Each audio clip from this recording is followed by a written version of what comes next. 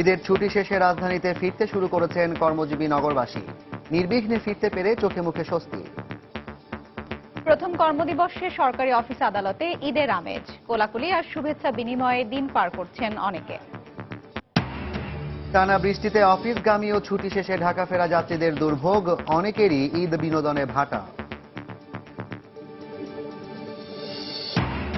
ঈদের ছুটিতে দেশের বিভিন্ন বিনোদন কেন্দ্রে দর্শনার্থীদের ভিড়, কুয়াকাটার অশান্ত সমুদ্রের জলরাশিতে রোমাঞ্চিত পর্যটকরা। নরসিংদী ড্রিম পার্ক সেজেছে বর্ণিল সাজে।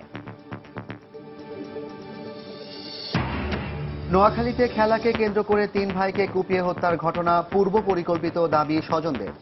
অস্ত্র সরবরাহের অভিযোগে এক নারী আটক। নানা সমস্যায় জর্জরিত পুলিশ বাহিনী, মানসম্পন্ন সেবা নিশ্চিত করা নিয়ে সংশয়। সেবামূলক বাহিনী হিসেবে গড়ে তুলতে প্রাপ্য সুবিধা নিশ্চিতের তাগিদ। এবং বাংলাদেশ দক্ষিণ আফ্রিকার প্রথম টেস্ট শুরু হচ্ছে কাল। দিনভর অনুশীলনে নিজেদের ঝালিয়ে নিলেন টাইগাররা। মুশফিকের পরিবর্তে উইকেট কিপিংয়ে লিটন দাস।